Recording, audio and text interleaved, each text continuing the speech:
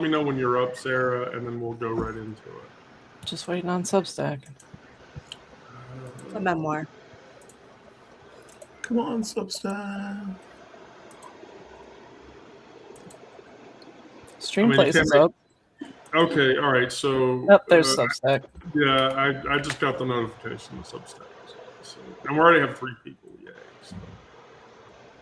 All right. Anyway, I'll go right into it. So, what did I do this morning? Well, today I was reading about a congresswoman that is inventing stripper panics to erase trans kids from classrooms. I don't get why that was a thing. Kansas has turned into a giant fucking shithole. Kansas is literally now the worst state ever. If you are trans and you live in Kansas and you go into a bathroom that is not attributed with your birth gender, you can be arrested and put in jail for 6 months. Also, the person who reports you for that crime can sue you in a civil action with up to an $8,000 fine. So on top of all that, all of the trans persons or suspected trans persons in Kansas received a letter yesterday saying your driver's license is no longer valid. You have to come and get a new one. So I'm just like, and then on top of all that, I was going through the Epstein shit again. And the DOJ apparently shit gargled the only Epstein documents that mentioned the president and erased them completely and utterly. So I was like, fuck this shit. But on top of all that, I got the indication that Substack is starting to shutter and shadow certain accounts to the obvious effect of others. Our weirdo friend who is on the show right now has experienced this. So I'll just let you talk about this and then we can comment. Yeah. So for those who are unfamiliar, I'm a community college teacher in Ohio. I am in a federal lawsuit to protect trans students from harassment in educational context. And, that's going as well as you can imagine in a situation in which trans people are not really being granted legal rights. But I came here as your weirdo friend to kind of minimize my sort of legal name footprint and be able to just share information as your weirdo friend about community organizing. And one of the things that I have been working on that has become very popular, there are like 11,000 views on Substack on this, and there are people that I'm talking to across the country, this formation of organizing called the Daisy Chain. And I've been mentoring people across the country, and it's simply a way for neighbors to help each other outside of political infrastructures that are weaponized against them. And I was working on a video and removing the AI filters because Substack, his AI filter is automatic, and it often hoovers up inconvenient words. And I got an error message, and then my blog was completely deleted. And then when people complained about it and it went back online, it was like atomized into different pieces that I didn't create. And then from there, people started creating spoof accounts, including like old social media that I had deleted years ago. And so I'm right now currently blocked. Muppet Gender, which was my original blog, your weirdo friend, is still there. I just can't access it. And I guess for anyone listening, my biggest suggestion, because I don't think that I'll ever be able to get back on it, because Substack is all based on AI and they have no actual customer service that will respond to you. My only suggestion to people is if you're interested in the stuff in the Daisy Chain, copy that shit, download it, and make it yours and spread it. I'm pissed, obviously, that my free speech is being suppressed again, especially since part of the federal lawsuit that I am in is a First Amendment case because was being retaliated against for speaking up for trans students at my university. So this is like the second instance of someone being like, "Oh, you inconvenient trans person, shut your mouth." So that's all I've got to say. But if you've got any questions or I'm happy to answer them or talk about it. So that from my perspective, my inside track, because I know a couple of their devs. There's a lot of unrest in that org that's going on. Of course, I'm saying this, and I'm on Substack, and I'm saying this, but Sarah, can you handle my lightweight for me?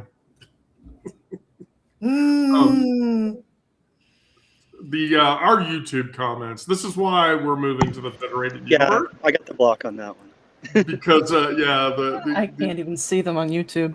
Yeah, the YouTuber comments. But regardless, so the inside track is that Substack as a company is hurting. They're running out of money. They have development issues. They're having release issues. One of the guys that I know is like, I'm leaving the company as soon as I can find a place to get out and leave. And I literally told him, I'm like, well, I'm just going to tell you, I know Tyler. I have a relationship with Tyler at Beehive because I'm an enterprise licensed Beehive instance. And so I join calls with him all the time. I know he's looking for developers because he's bugged me about writing code before. Do you want me to proctor a relationship with you so that you can get out of that toxic, fucked up space? And he's like, oh, yes, please do this for me so I can get the fuck out of here. It's nuts. It's crazy.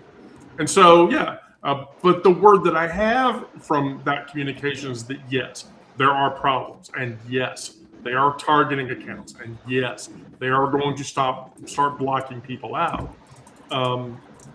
For the very hypocrisy that they have engaged. Recently, my friend Kryn commented on a post that somebody made that I was about an article that I wrote, which is the Substack bubble lie, which is the whole follower deal.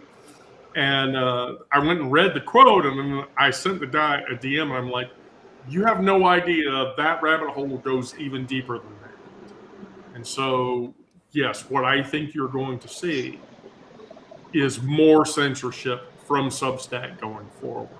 That the focus is now not being a platform for writers and a platform for people to express, and it's taking a social media turn, and that's not what it was meant to be ever, in my opinion. And so, this is where I say, okay, now we have to change the spaces that we're in. We have to go away from corporate ownership for the content that we're generating. We have to go away from resources that have billions and millions and millions of people. By the way, millions and millions and millions of people that are generating content, which is the most brain-rotted bullshit I've ever seen in my life. If I have to watch one more video of this is what this rock star looked like 45 years ago, this is what they look like now, AI bullshit, I'm literally going to, because don't do that. I'm not doing that. I'm not doing that. But we have to go to the outer edges. And here's the thing. As of moving 60% of my infrastructure to the Fediverse, I increased my reader count and my paid reader count by 25 to 35%. So literally, if you function in that space, you get reliable readers. If you function in Substack space, you're at the bend of their algorithm, whatever the fuck that is. And if you get too popular, then they take more money from you. Because that's the other thing. Substack is lining up, for every indication that I have, to take more than 10% of everyone's gross to keep the money flowing. And I've been told by people who write very large publications that they are not okay with this.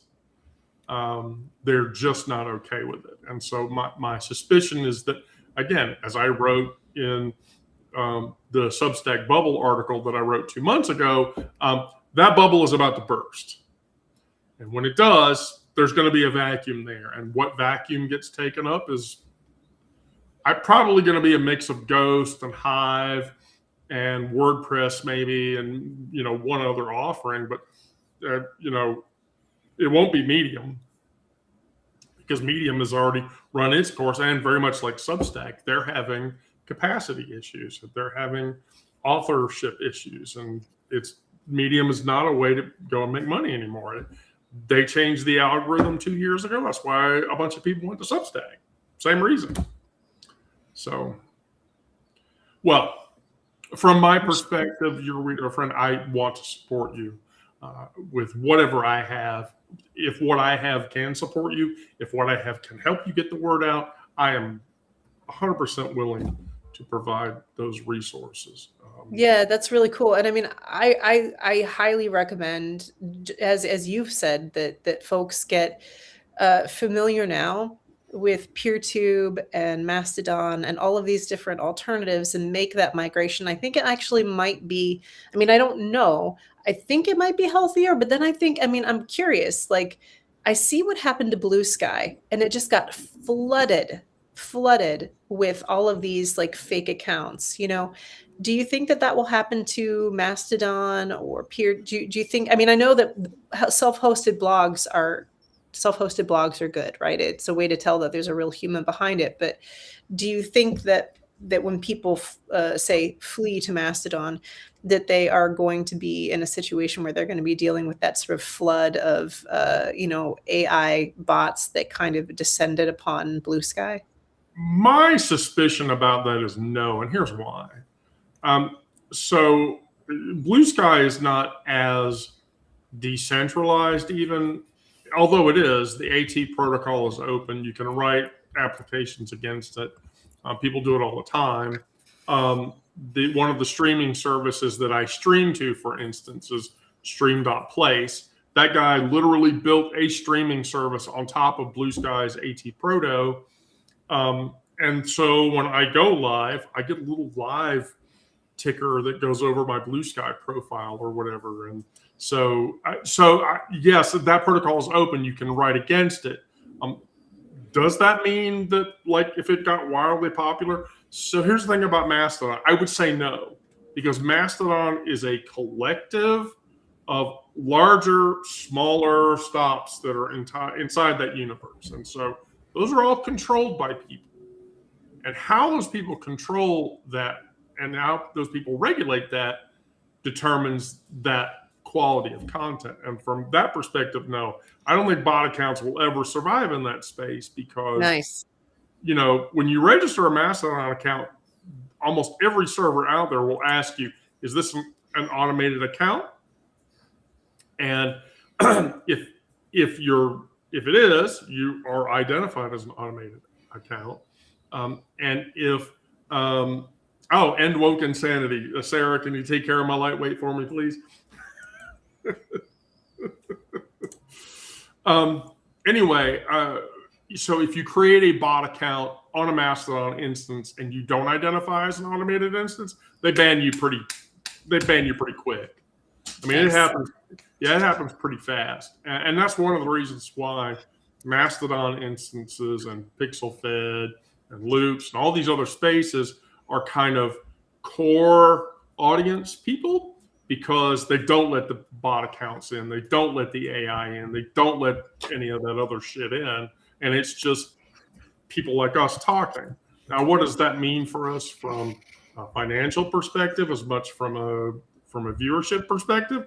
That means that we get a smaller audience, but we tend to adopt and take on more engaged audiences. Yeah. And so, from my perspective, that's what I want. I don't want 500,000 subs. I really don't. I want 500 subs. And if 500 of those subs paid me $2 a month, I literally would not complain about that at all. I'd actually be doing pretty good from my perspective. I think I'd be doing what I want to be doing with my work. Now, that said, of course, and I said this before, I've had a percentage increase because of my participation in the Fediverse that has indicated a 35% increase in growth. But, I'm the administrator of those instances, so I have the little power that says every time someone registers an account, they have to follow me. But I would amend that list with founding members in those instances, just so those people would benefit in the same way that I do. But regardless, no, I don't think that you're in the Fediverse space. Bots have tried. and it has not gone well. There was a huge bot flood that happened on Mastodon Social like a year ago or whatever. And I mean, it took like a week for them to clean it up, but they cleaned it up very quickly.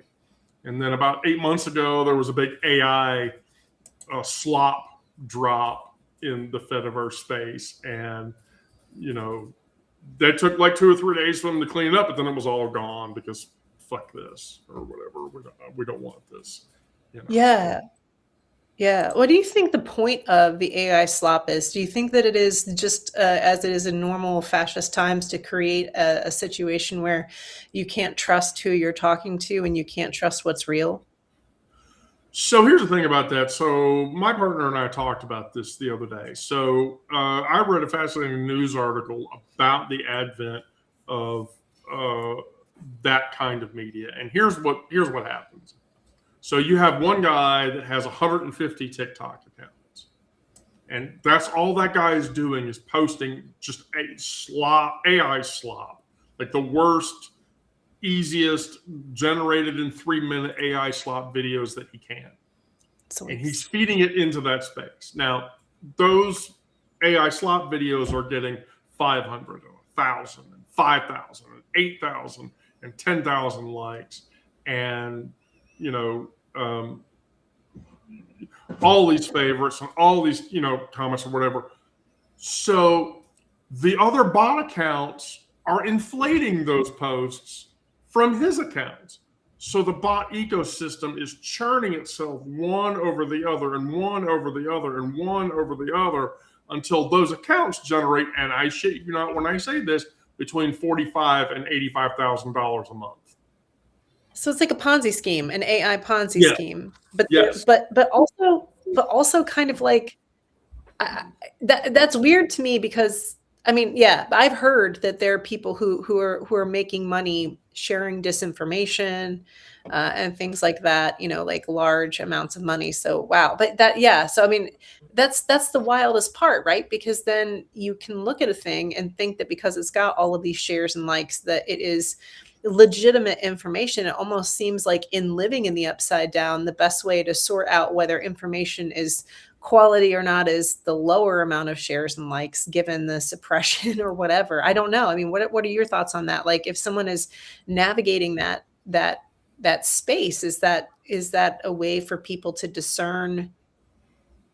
I don't know. This is a wild moment for people who are trying to suss out what is happening, you know? Yeah, I mean, the direction that that's taking and why it's going in that direction is very unusual to me personally, because, again, it's very clear, for instance, that the AI bubble is eventually going to burst. I mean, it's self-inflating. And so, you know, like, for example, a byproduct of this, building your own home computer it now costs 2, 3, and 4 times as much money as it did a year and a half ago, because literally chip manufacturers are throwing all of that infrastructure and all of that hardware for AI generation. And so the video card that I put in this box a year ago, I got for like $900. This card retails now for between $1,900 and $2,400. Man. And it's all because, AI generation. And so that is shitification.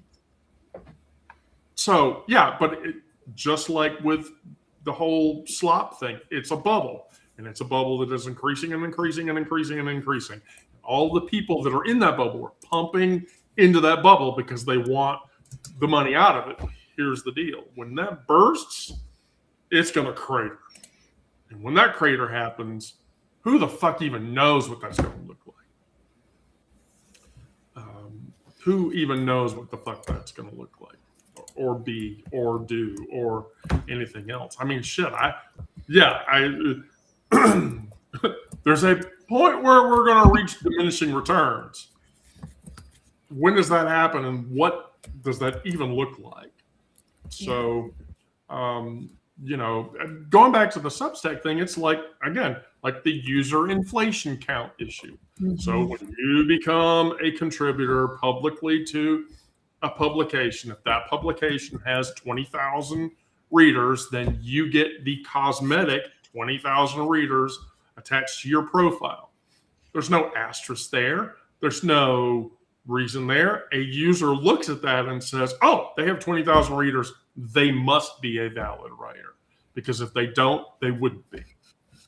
And so that bubble is eventually going to burst. That was my whole gripe. And I know people are going to hate me when I say this. That was my whole gripe about Dana Dubois and Lawrence Winterman, because they went to Blue Ant Media and they became basically co-authors of that publication, which meant they took all 545,000 of those subs, and those sub counts were added to their profiles. Which, by the way, I want to point out, when I pointed this out to everybody in that article, literally every person on Blue Ant Media, including Lawrence and Dana, all blocked me so that they didn't have to read it. That sucks.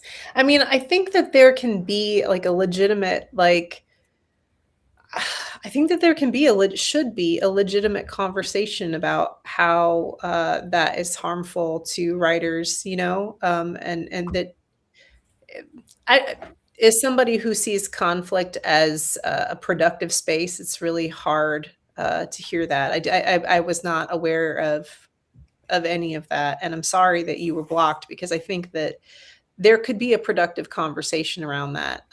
So that's always my thought, is that, you know, conflict gets you closer to something good. But apparently, you know, I think sometimes we're, I don't know, primed to be afraid of digging in and talking about it. I'm sorry that happened. That sucks. Yeah, I mean, that's the thing. It's part of why. It's part of why. And you know, all of these problems are predicating a much larger growing issue, and when that issue falls over, what happens? I have no idea. Yeah.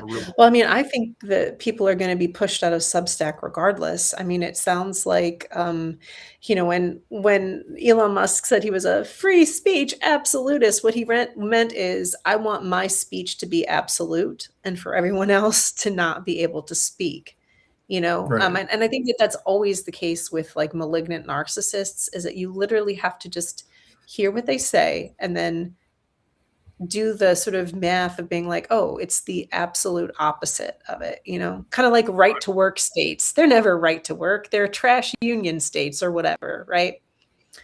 So, I mean, it is, I do think that I am worried about people who do not have a parachute for when Substack collapses. I think what happened to me, regardless of like the subscribers, I think I don't want to say I'm different, but I was suspicious about adding payments or getting a lot of subscribers, one, because of what I was doing, and two, because I saw that trans people and also Black women writers were getting their payments attacked as a way to like push them out. And that started in January of 2025. So I was like, fuck this. Like, I'm not going to be in this situation. But I am worried about people I hear people all the time saying Substack is the only place I go for news.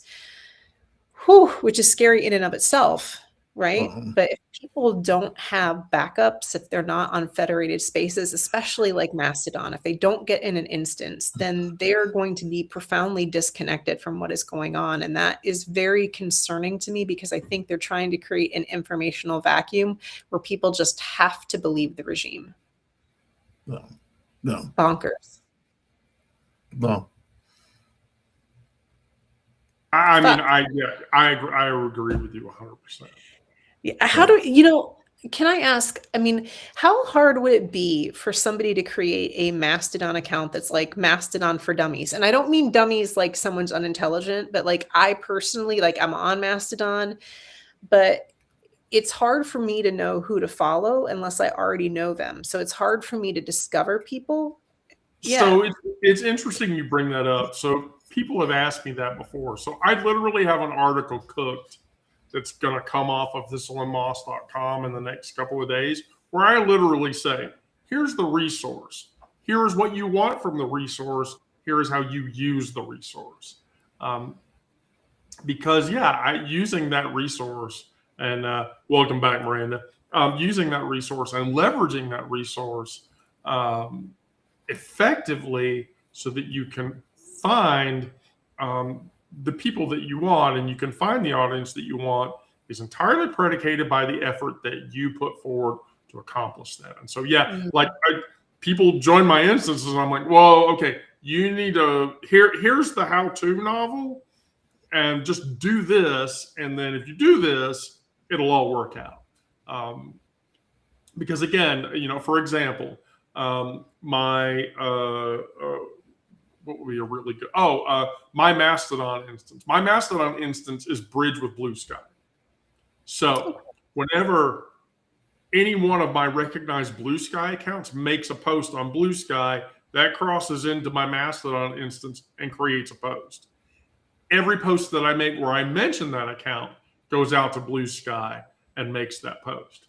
So there's a way to bridge that communication. I'm doing the same thing with the PeerTube server, which I'm working on currently, to basically one-way egress data from YouTube so that there is recognizable YouTube data that can come into the instance, but none of the data that goes into the instance goes out, because I don't want to feed into Google's ecosystem, but I do want people to have access to the content that they want to have. And so there are ways to do this. And so that's why you build this infrastructure so that, when you join it, okay, I got to go in here, and then the servers are already federated. So I can find all of the people that I want in the federated universe. Here's an example. On our Mastodon instance, I federated against flipboard.com. That means all of NPR's news, all of The Guardian's news, all of Vox's news, all of Mother Jones's news, like all the publications that I care about, publish content on the Flipboard Mastodon instance, and that flows into the instance. So that if you are a member of that instance, you get all of that data in whatever proctored way you want to collect that data, and in whatever capacity.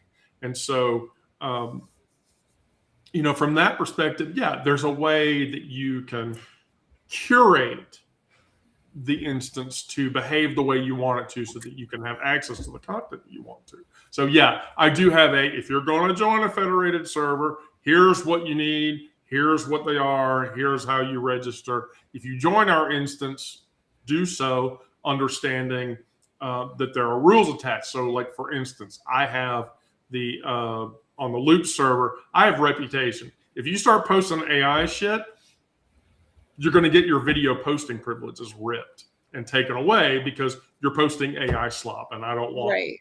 Yeah, I don't want that in the space, and so that's legitimate. I would love to collaborate with you. I'm just thinking about people. I don't know. I want to get your take, like all y'all on the call. Like, do you ever get like overwhelmed with written instructions around navigating tech, or is that just me? Because for me as a visual learner, I almost need to see like hearing you. I want to create like a screencast-o-matic for like break it up in parts and to do like small 5-minute videos that are like, here's how you do this, right? So that, because I when people show me instructions, they're like, you just do this. It's like, I often feel very overwhelmed and I'm like, fuck it, I'm not going to do this. I mean, what is y'all's take on that? Do you also feel that way about like written tech instructions if like tech is not your first language? I make PowerPoint training. Yeah, I need like people to show me, and I need written instructions. I need people to show me again, and then written instructions, and then again, and written instructions, and then I'll probably pick it up. But the point is, I can't do it on my first try, and I need someone to show me, and I need them written. I need it all. Yeah. Me too.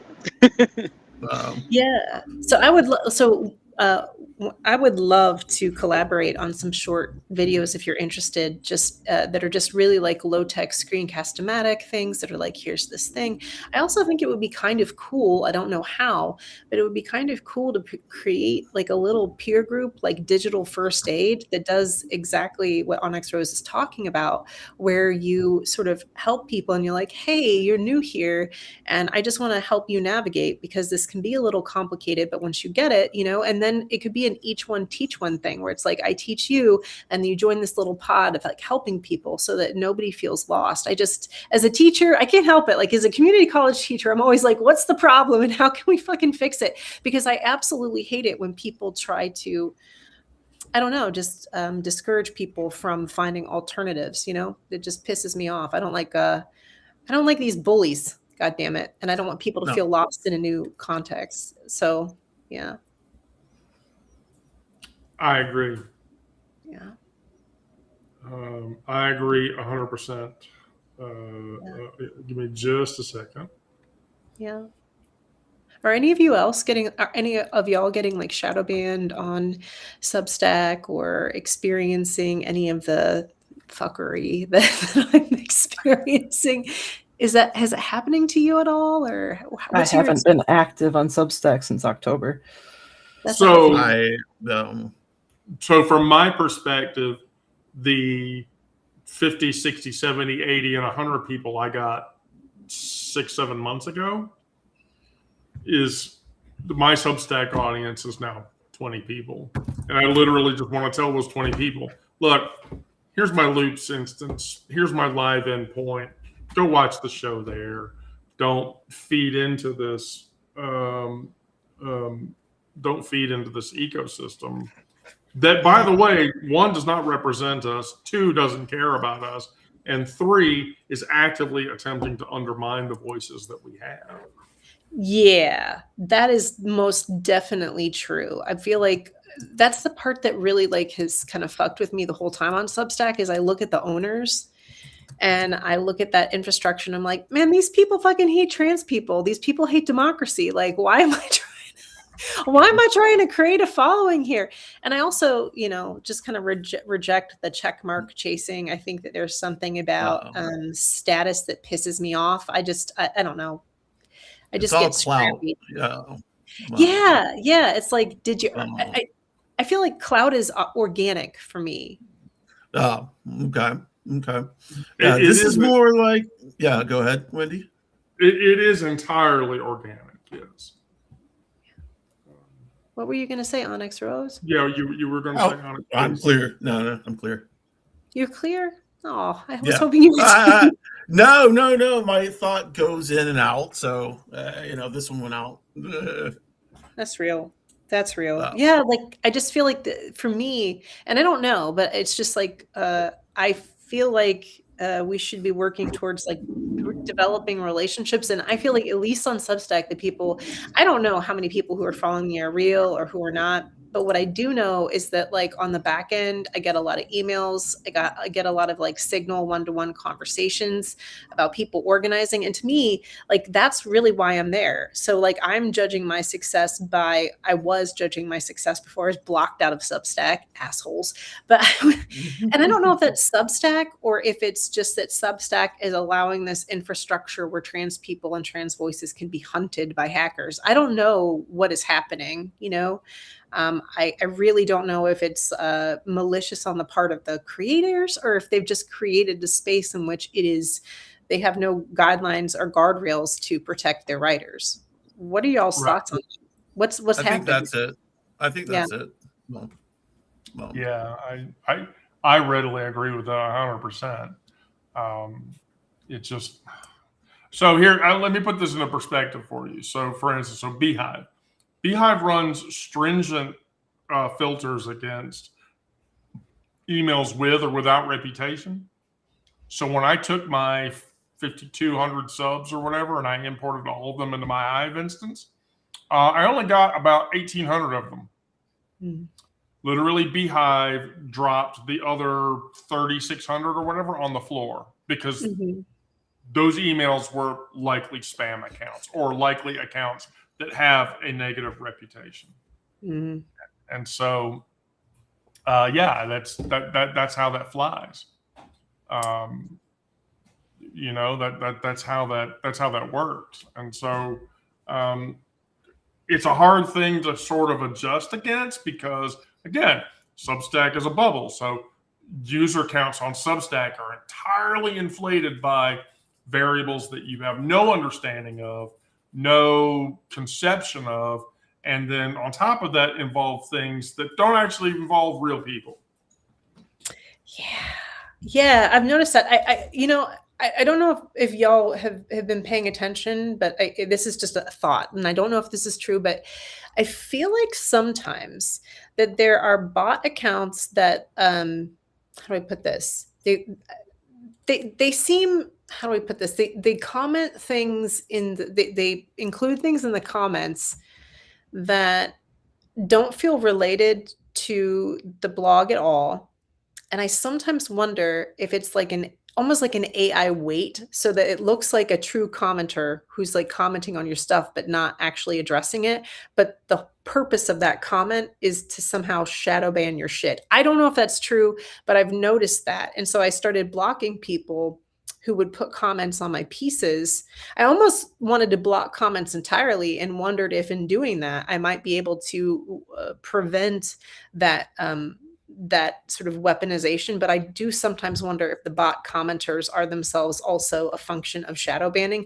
But I'm only just guessing that based on just pattern recognition. But I just wonder, is that something that you think? Because I feel like people need to sort of learn to spot stuff. And I don't know if I'm just being, a non-tech conspiracy theorist or what, but something feels sus about some of the comments that I get on my pieces. So have you all had that? Oh yeah, gosh, of course.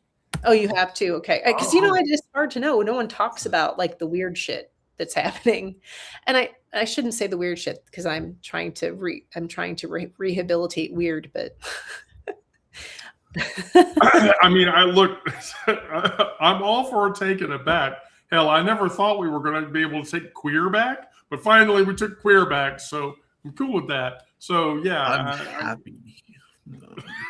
I think, but yeah, there is a methodology and an understanding for how all this shit is playing out and how we're all ultimately affected by it. And here's the thing. I published something on Substack a year ago.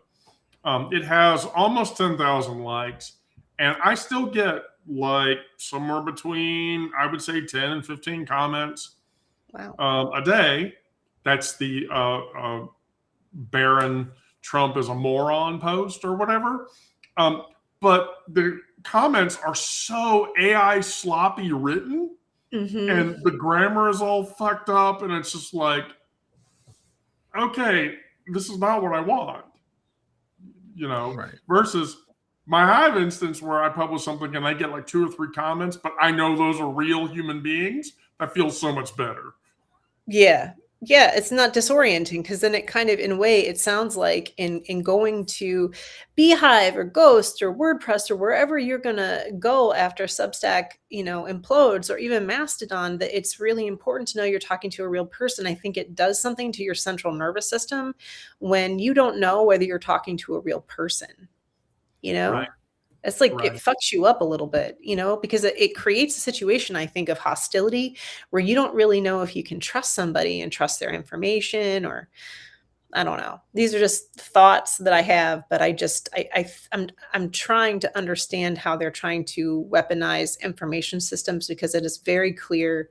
I mean, this is the thing about fascism, right? It's meant to disorient you. Yes, completely. Well, jerks. Jerks. Sometimes you just gotta say it, like right. Just call them out. Yeah. And it's just so fucking pathetic. Like, if you are so superior, if you were so superior, why do you need to suppress voices? If you are so superior, your views would rise to the top on their own. right? You wouldn't Right. need to shadow ban people. You wouldn't need to do any, you wouldn't need to shut down people's fucking blogs like a tiny trans community teacher, like community college teacher. You don't need to do that shit. Like that shows a kind of fragility that is like, to me, emotionally regressive to the point of being in middle school. Thoughts on that? No, I Hard agree. agree. Hard Yeah, agree. 100%. No. Toxic masculinity, like anything else that's toxic in those spaces, is ultimately so fragile and so delicate that breaking it is not hard, but you know, the anger and all the emotional shit that flies out of that is just wildly over appropriated and wildly aggressive and just okay, fine. Look, your butt hurt or whatever, be butt hurt, but shut up. I don't want to hear it. Yeah, that's so real. I mean, I don't know. Someone was talking about the YouTube comments that you get. The YouTube comments that I get are so aggressive and so, oh my God. Like, I don't know what y'all's are like, but I don't even, sometimes I don't even want to go into YouTube Studio to delete them. And it doesn't seem like you can really delete them. You can just hide them for you. But I think they like exist on the, but it's that hostility, I think, is meant to, I don't know. I feel like that hostility is meant to intimidate both the person who created the content and then the people who are engaging with that content to say, this is legitimate, illegitimate. Don't engage with this content. I don't know. I don't know if that's, what is your read on why they're putting these like fucking hateful comments on YouTube on your stuff? Just because they're trolls and they, they just like, there are a lot of haters out there, and there are a lot of like, it's fragility, and they can hide behind computers and, hide behind their screens and type whatever the fuck they want and, bully everyone, and that's it, but once they get caught, once they get found out, once hackers pull their information out and release it, then they're crying and they become a mess. But yeah, they're bullies. That's it. Yeah. Short and long of it. No. I agree 100%. Like I said, in today's survival medium, which I wasn't going to drag you into, weirdo, the Alice Walker quote: the most common way people give up their power is by thinking they don't have any. Right. Yeah, because that's true. I mean, that's completely true. So yeah, and I think sometimes people, to piggyback on that, because what you said is so powerful, and I think sometimes people don't understand what power is, but it's really the trust that people vest in you. And that is, it feels like so important because the way that power travels, and this is just a food for thought, and maybe I should like ease on out of the conversation because I know Brandon is coming in and all that, but, and I don't want to talk too much, but, the way that power travels is through stories. So like your power is actually in telling your story and refusing to be intimidated in the face of people who are trying to silence it. And they are terrified of your stories. And I think that sometimes you have to look at, okay, what are they attacking? How can I do more of that? I think if everyone just followed that calculus, we would find ourselves in a situation where these people wouldn't be able to succeed because they're just trying to intimidate you because they're terrified of the power of your story. Right. Yeah, I agree with you 100% from that perspective. Yeah. Okay. Well, I think I might head out if that's okay. I don't know how to head out on this because tech is not my ministry, but it is. Oh, that's okay. Close the tab. Close close it and then I'm out, huh? Yep. That's close cool. The tab. Close the tab. You'll drift out, and then we'll get Brandon in here. Somebody tell Brandon to jump on deck. Yeah. Well, thank you for having me. I really appreciated talking with you, and I hope you have a good rest of the day. I'm only headed out just because my back is really, I have some arthritis, so it's hard for me to sit for a long time. So I think I'm going to go lay flat on a heating pad for 2 hours. But this has been worth it. So sitting up and the pain that I'm experiencing has been worth it because it's nice to be in community with you. And thank you for, thanks for holding space with me. I appreciate you guys. Yeah, y'all. Sorry. I do the all guys all the time, and I gotta fucking stop that shit. That's just No. Ohio Midwestern bullshit. So thanks for having me, Yins. So that's Pennsylvania, right? We'll take it. Bye. All right. Okay, yeah. Get Brandon in here. Brandon. I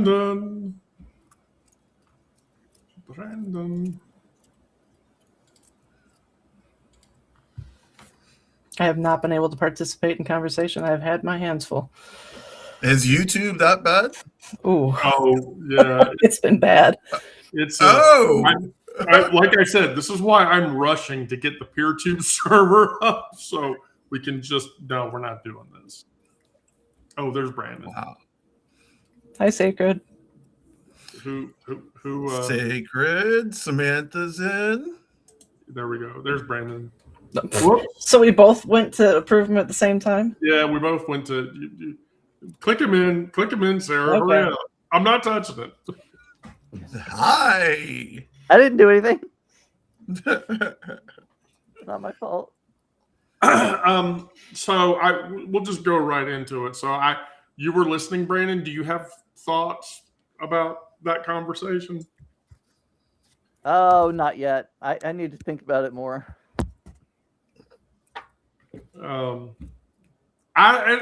It's hard for me to reconcile that Substack is turning into a toxic place, but I do think there is a bubble attached to it, and I think that inflation is eventually going to. So we all agree that Kansas has turned into a shitty fucking state, right? An absolute shit show. Yeah, This I is just heard. Oh, sorry. No, go ahead. Actually. Oh well, I just heard on the news. I think it was yes. Oh. Don't even put me front and center. I was just. I heard on the news that they were reopening I think a prison in Leavenworth to make it a nice facility. Oh, jeez. Oh my God. So my initial takeaway from Kansas. So I quoted Lord for this, which I do a lot because Audre Lorde is the most quotable author ever. And if you don't believe that, just read her shit. You know, I'm not free while any woman is unfree, even when her shackles are different than my own. And so my takeaway from that is that the shackles in Kansas are essentially letters on government letterhead that say your license is no longer valid.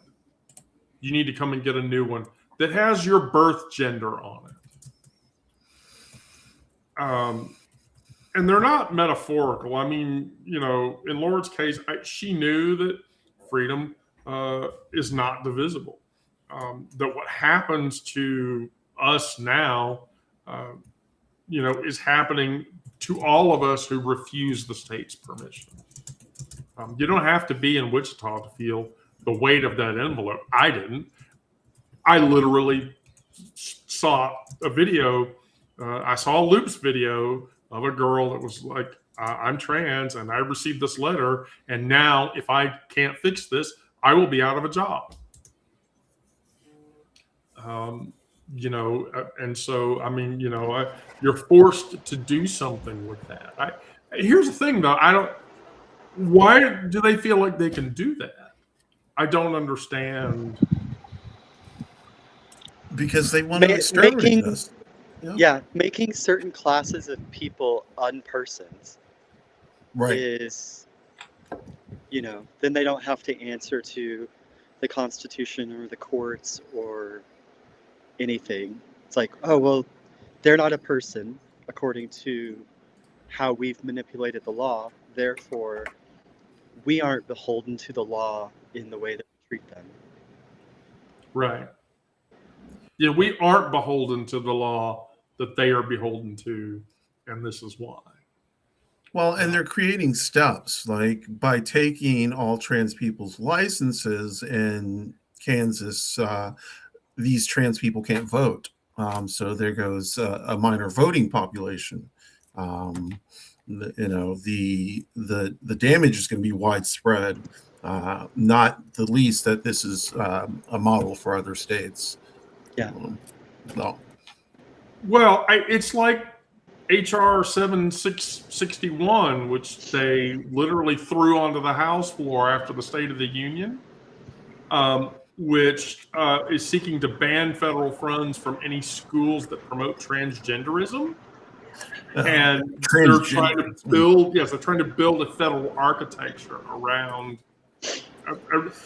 Here's the thing: the way the bill words it, the bill words transgenderism as an adult topic that only adults are allowed to engage in. They want to tie our existence into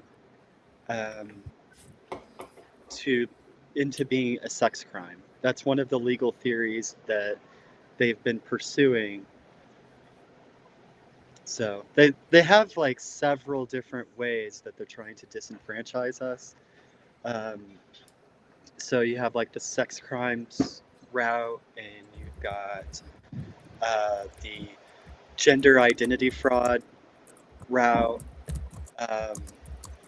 and so it's a multi-pronged attack, and that's one of the things that makes it difficult to fight back against.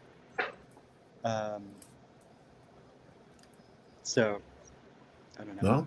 No? I mean, you're not wrong. Yeah, No. and also on the sex crimes thing, like we already have this system where people who commit certain sex crimes are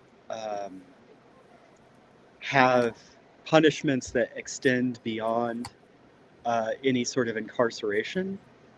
So you've got the registries, you've got the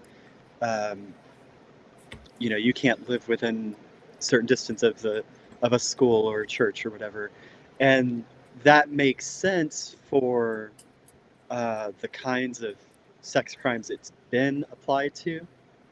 But if they declare us just as bad as people who do those abusive things, then they can say, well, you can't live in regular housing. Now you're living in the pay-by-week hotel or motel out on the edge of town, and you're not able to take legitimate employment. So now you're having to, do things that are under the table. And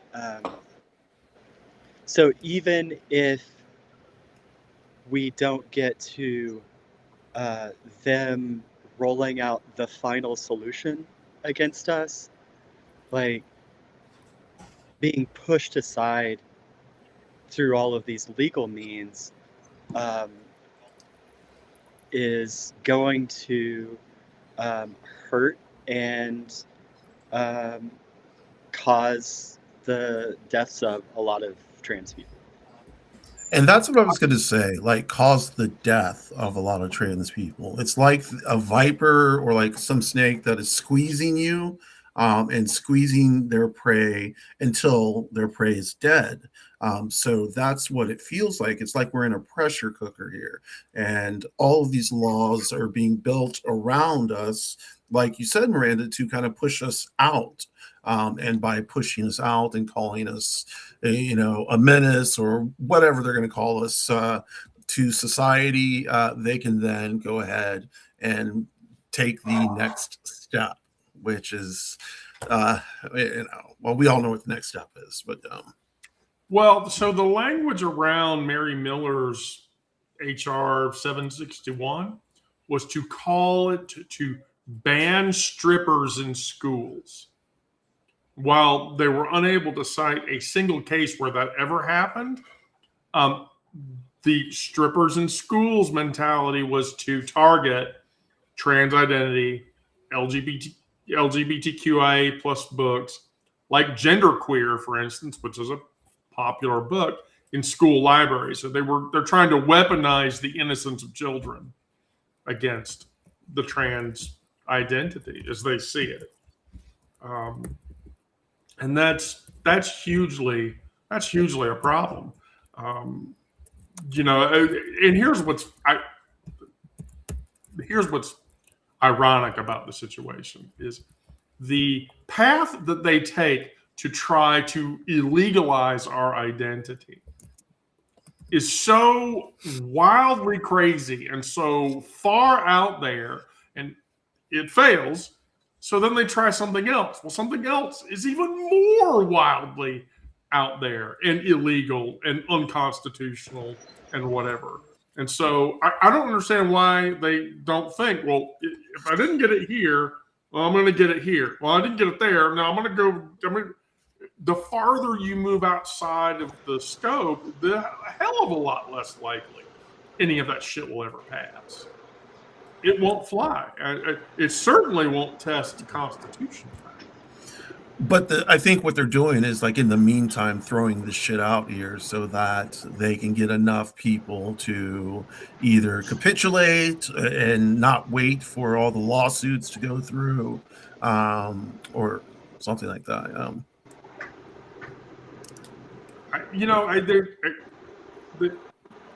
There's a thing about that. Kansas wants 1,500 people to be quiet about having their licenses revoked. They're not being quiet, but Kansas wants them to be. Right. It's like the thing with the DOJ. I don't know if either of you have heard, but apparently in 2023, there was a massive 500 terabyte trove of FBI Epstein investigation data that was compromised by an external threat.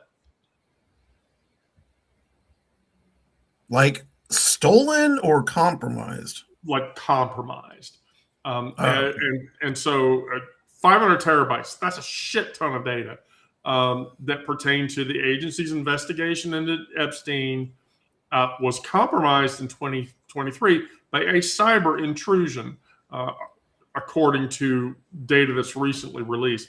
The file in question appears to be a sworn statement in 2024 by Special Agent Aaron Spivak, who in the report documented that what he described as a potential hack into the FBI's field office in New York. Well, who the fuck you think did that? In the report, Spivak wrote that 500 terabytes of data had been lost as a result of the intrusion. His agency did manage to recover 400 of the 500 terabytes, however, ultimately resulting in 100 terabytes worth of loss. So, what do you think they lost? Anything mentioning Trump? Trump data, yeah. The hacking incident would have occurred under the Biden administration, which makes it even more disturbing that happened. But the DOJ has already admitted that it is in possession of at least 2.5 million more Epstein files, files that Deputy Attorney General Todd Blanche has said will never be released. I don't think the public could handle it. There would be mass riots. Like, it's disgusting. Like, it's disgusting enough about it, all the child stuff, but the stuff they. I heard one thing, and I can't even say it because I don't want to discuss y'all. But what they did to these kids is just, oh God, it makes me so sick and so angry. I don't know how people can take it. I mean, I don't know how the average person can just not be pissed, like absolutely pissed, and absolutely disgusted. I think there's a larger issue. I mean, again, just like we're ramping up into this issue of the federal government attempting to federalize the vote, because that's coming next. Right. Here's the thing: there's a real problem with that. And if you don't understand this, like, go get a copy of your state's constitution and find the voting clauses in the state's constitution. Voting, how voting happens, And when voting happens are a states' rights issue, which means if the federal government tries to take that power away, you are turning it into a states' rights issue. The last time that happened, we went into civil war. We went into flat out civil war. There were states that seceded from the Union because their states' rights, which was slavery, was being banned by the federal government. And so the federal government challenging a state constitution, we're back to the same point now. Where well, you don't even have to go to the state constitutions. The U.S. Constitution says that how voting works is an issue of the state, like for the states to decide. Yes. Yeah, it's going to turn into a constitutional issue. And if that happens, then yes, we're going to go into civil conflict. I really, at this point, going into November's election, I think we're looking at civil conflict no matter what happens. I do too, 100%. Yeah, I 100% believe that will be going into full-blown civil conflict, unilaterally all across the board. That would not surprise me at all. It's just disturbing, wildly and crazily disturbing. So going back to Walker's quote from earlier, and Weirdo Friend was right. Alice Walker's power quote is immensely sensible here. Walker wrote those words for a world that looked a lot like this one. There were systems of oppressions, and like gravity and all the other shit, like the things that have always been that way. They're not. They're choices made by specific people with specific names with specific intents. A woman in Kansas who said she'd only get a new license if she needs one before she can afford to flee. That woman has power. You all have power. I do. Sarah does. Brandon does. You have to use that. Don't go gently into the night. You have to fight it. And fighting it is hard, but you do have the power to fight those machinations. You have a legal right. You have a legal standing. Hell, you have a constitutional, there's an obligation in the Constitution to protect the pursuit of life, liberty, and the pursuit of happiness. It's, just because it happens to you doesn't mean you can't do anything about it. It's going to suck. And it's going to be painful. I can't wait until the first person in Kansas gets arrested for going into a bathroom and sent to prison. And that's going to go all the way the fuck up the chain because, they'll take that all the way up to SCOTUS, and SCOTUS will say, this is a violation of basic human rights. The problem with that is that person is still in jail, rotting away, and probably, if they're a trans woman, put into a male facility. Which is... Yeah. Forced detransition and V-coding and all of that comes with. And I hear that they're actually doing like some conversion therapy in prison system. Is that correct? Yeah. Yes. Oh, really? Yes. Yes, 100%. Sorry, I have to look at work occasionally. Despite the fact that I'm still in a pretty large amount of pain, but that's irrespective at this point. My mouth really hurts. Right, yeah. How the fuck do we manage this? All right, Brandon, you want to pick apart my quickie feed for people? Well, I wanted to say one more thing about Kansas. Besides the please do. trans license and the ICE facility, there's also a proposed $600,000 1,000 square foot data center that's going to be built. It's proposed to be built in Miami County, Kansas, and it's basically for AI. I mean, to support AI. I mean, the AI boom is pushing all these data centers to go up so that people can. Here's the thing: what does AI give you that you can't live without? Go read a fucking book. Go retain some knowledge. Why do you depend on? Here's the thing: I'm a software developer. You know what I use AI for? 100%. This is what I use AI for.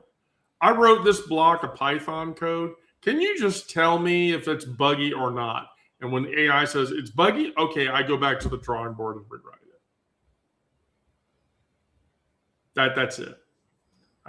How is that any different than, Brandon, when you write something and you grammar check what you've written with Word's grammar checker? Does the grammar make sense? It doesn't? Okay, I fix it. Yeah. I mean, that people have come to rely. I hate to say this, and I told Kira this the other day, with the way AI has been, we're all going to turn into the fat people in WALL-E. Yeah. We're all going to turn into the fat people in WALL-E as being like, oh, I can't reach the straw. Oh well. It's not important. It's not important at all. I'm sorry, by the way, Brandon, to displace you in today's show. Oh no, I mean, I was fine. I was gonna just sit out today if this discussion went on. Well, no, I mean, so your weirdo friend's issue, I really wanted that to get spoken to because yeah, it's systemic of a larger problem that's happening. People's ability to engage in free speech is being affected by a corporation's desire to shut it down. I don't, and on top of that, I mean, your weirdo friend's a PhD. No. Really? You're gonna shutter that voice. That voice is more educated than most voices, around. That's a more educated voice than probably 80% of the country. That voice created trans rhetoric. Right. And so, you're going to, trans rhetoric, that's bad. We have to shut that the fuck down. No. Gay rhetoric is bad. Lesbian rhetoric is bad. It's sort of like I was reading Them Us the other day, and so Brandon, here's a question I would like for you to think about. Historically, queer spaces are disappearing rapidly. I mean, gay and lesbian bars have been shutting down in droves. And why?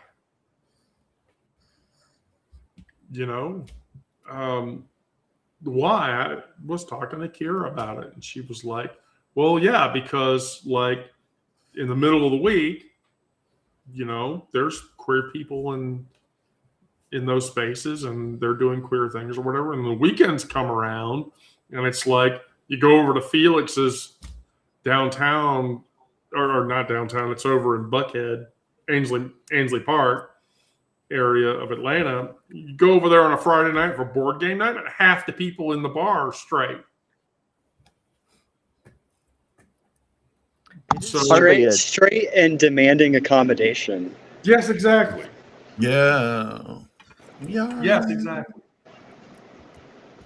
It is partly a trend overall that a lot of people aren't going to bars and drinking anymore, though. Like a lot of young people, they just don't go to bars as much as like when I was younger, and probably a lot of us. But I think a lot of it kind of came about with COVID. People became used to just staying in, and now they just drink and get high at home instead of going out and doing it, I guess. That's what I But was going to say. Good trees at home, you got good trees, you got food. Why would you go to the bar? You know? Why would you engage socially with people? I can't imagine. I mean, Well, I was thinking more like driving home drunk or like, but yeah, this is like a thing. I mean, here in Atlanta, there's a stretch of road called Cheshire Bridge Road. And back in the 80s, late 70s, 80s, and 90s, Cheshire Bridge Road was like the queerest drag in town. Like at the top of that street was Gino's Pizza, which is the gayest pizza parlor in Atlanta. There's rainbow flags, the fuck all over it. And then you go down Cheshire Bridge, there's the Colonnade actually, that's the local Grays and Gays buffet place. You go into the Colonnade on a Thursday night, I guarantee you, half of the people to more than half of the people that are in there eating are over 50 and part of the bear crowd. Guarantee you, every time. And so then right behind Colonnade was the Cheshire Motor Inn, which that place has a huge history all in and of itself. But last month they demolished it. It's gone. Yeah, that sucks. Is Tokyo Valentino over there? Yeah, Tokyo Valentino is right across the street from Gino's. Is it still there? Oh, it's still there. Yeah, they don't want it to be there, but it's still there. But then BJ Roosters and the Heretic, which are both classically gay establishment bars, are both a little further down. And I read the other day they're considering shutting down the Heretic, and I'm like, oh my god, wow. Okay, the queer culture in Atlanta is weird. Over in Midtown, there was a bar called Burke's that shut down for 4 years. Get why? Burkhart's? Burkhart's. Burkhart's shut down for like 4 years because about 6 years ago, the owner of Burkhart's said, "I'm not going to have POC drag performers in here anymore," and the people that all went there revolted and refused to go to Burkhart's at night, and he had to shut down for 4 years until somebody bought the property from him and reopened it. But historically, there are gay and queer spaces. Backstreet in Atlanta, it finally shut. Yeah, Backstreet shuttered its doors eventually. But Club Anytime. I love going. As a heterosexual person, even though Club Anytime was not implicitly a queer space, I love going there because you'd be dancing with people or whatever. And my ex was dancing with some guy, and he was like dancing and whatever. She's like, "Oh no, I'm married." He's like, "Oh, don't worry, honey, I'm gay as fuck. You don't have to worry about me. I just want to dance with you." That kind of stuff. Those spaces are disappearing. And it's in Kansas City called Gale's Public House. I believe it was originally a sports bar, and the owner is gay, and they've had drag shows there for quite a while, but they recently have cut those down, if not completely out. And there are a lot of people in the drag community, Kansas City drag community, that are pretty upset about that. Yeah, I would be upset about that. I would be very upset about that. In Atlanta, there's only one lesbian bar left. Yeah. There's only my sister's room, but like Front Page News, Tongue and Groove went to not being a sapphic space, and it went to just being a heterosexual, like an everybody space or whatever. But so there's like only one lesbian bar left in Atlanta, which, as a trans woman, when I go in there are people that like make eyes or whatever, and you're like, "No, trust me, I want this place to stay sacred as much as you do." Right. Because I keep it. But there's this just belief that queer spaces should just blend into, queer spaces, and that the problem is they're not able to sustain because people aren't going out as much. They should. I mean, gosh, be social. You don't have to be a communist to be social. That's what online spaces are for, socials. Anyway, so that was really what I had for today. I was glad we got to talk to Weirdo Friend.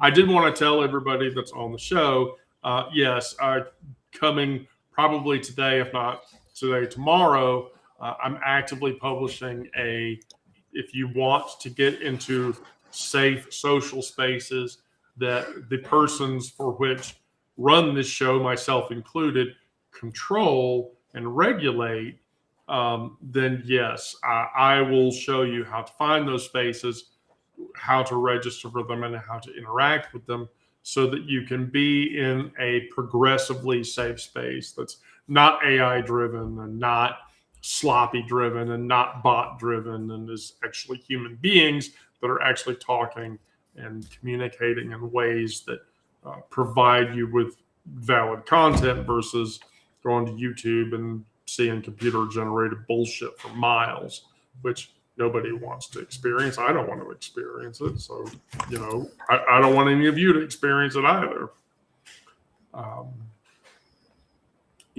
So I'll push that through today while also working on the getting the remainder of that stack completed. Now, I will tell everybody all of that infrastructure is hosted in Helsinki, Finland.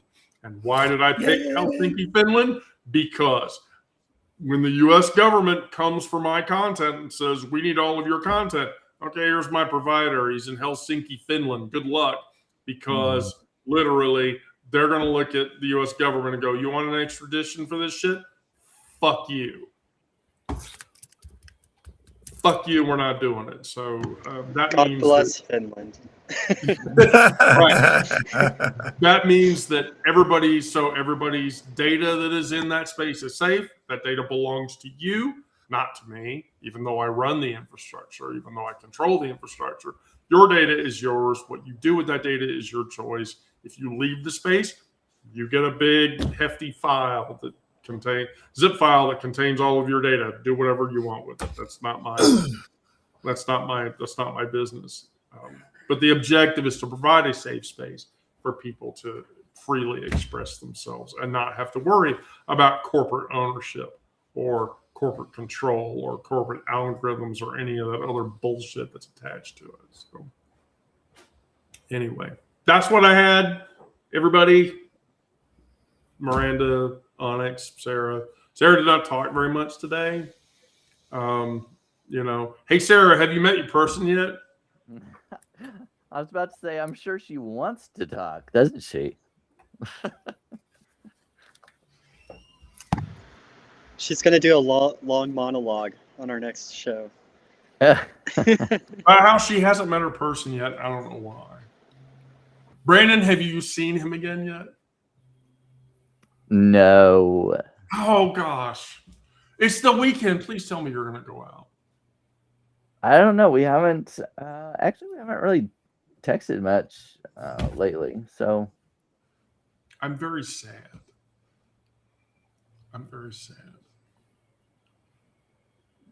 Brandon, you and Sarah are like my soap opera. You and Sarah are my soap opera.